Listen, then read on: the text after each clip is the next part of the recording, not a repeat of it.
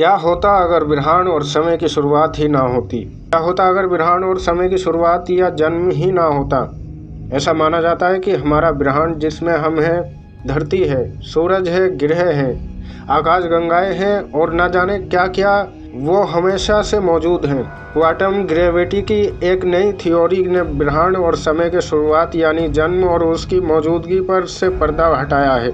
आइए जानते हैं कि अगर ग्रहण और समय ना होता तो क्या होता, इन दोनों की शुरुआत ना होती तो क्या होता।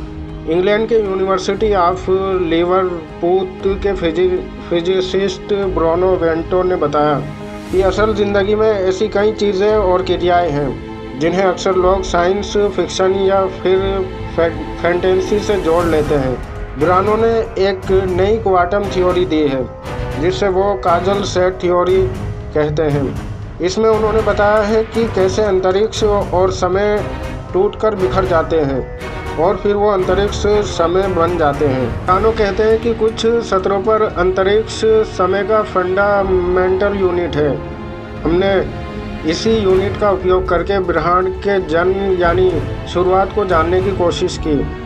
अंत में उन्हें जो पता चला वो हैरान करने वाला था, क्योंकि ऐसा पहली बार हुआ जब किसी वस्तु, समय या स्थिति के जन्म या शुरुआत का पता ही नहीं लग पाया। ब्रूनो की स्टडी में जो बात सामने आई वो हैरान कर देने वाली थी। ये विज्ञान की परिभाषाओं से एकदम अलग और बहुत दूर थी। ब्रूनो की स्टडी में ये बात सामने आई कि हमारा ब्रह्मांड यूनिवर्स अनंत समय से मौजूद है, लेकिन ये बिग बैंग के समय फिर से विकसित हुआ। क्वांटम ग्रेविटी आधुनिक भौतिक विज्ञान की सबसे बड़ी और उलझन से भरी पहेली है। ब्रह्मांड को लेकर दो सक्रिय थ्योरी है, पहली क्वांटम थ्योरी और दूसरी जनरल रिलेटिविटी। क्वांटम थ्योरी में प्रकृति के 4 फंडामेंटल फोर्सेस यानी मौलिक बल का जिक्र है, जिसमें से 3 बलों की परिभाषा तो स्पष्ट है। यह है इलेक्ट्रोमैग्नेटिज्म, वीक फोर्स और स्ट्रॉन्ग फोर्स। दूसरी तरफ जनरल रिलेटिविटी में ग्रेविटी यानी गुरुत्वाकर्षण की पूर्ण परिभाषा है, लेकिन जनरल रिलेटिविटी को अब तक कभी भी संपूर्ण थ्योरी नहीं माना गया। इससे आधा अधूरा माना जाता है। ब्रह्मांड के 2 हिस्सों में जनरल रिलेटिविटी की गणित टूट जाती है, पहली ब्लैक होल्स और दूसरी ब्रह्मांड के शुरुआत की बात पर। जनरल रिलेटिविटी को विफल बनाने वाले ब्लैक होल्स और ब्रह्मांड के शुरुआत की बात को सिंगुलरिटीज कहते हैं, क्योंकि ये दोनों ही अंतरिक्ष समय के 2 मजबूत बिंदु हैं जहां पर फिजिक्स के सारे नियम फेल हो जाते हैं।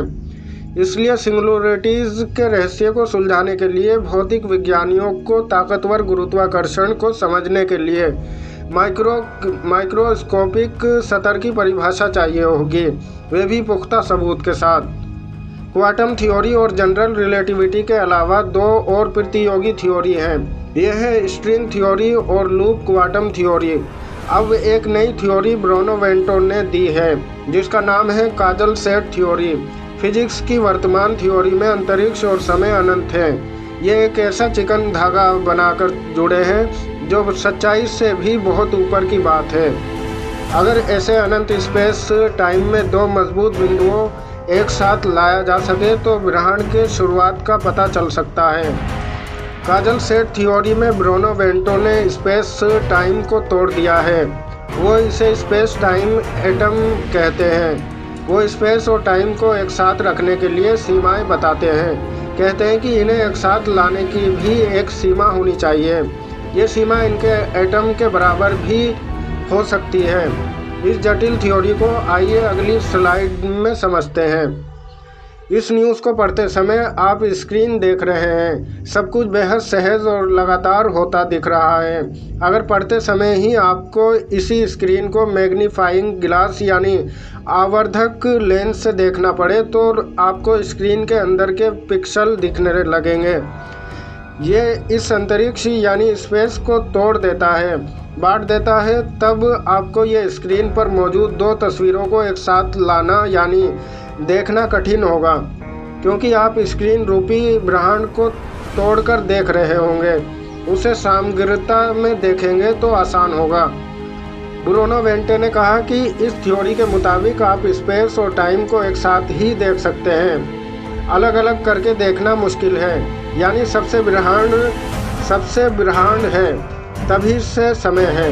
या फिर आप इसका उल्टा भी सोच सकते हैं, यानी आपने जो समय बिता लिया वो आपके भूतकाल था।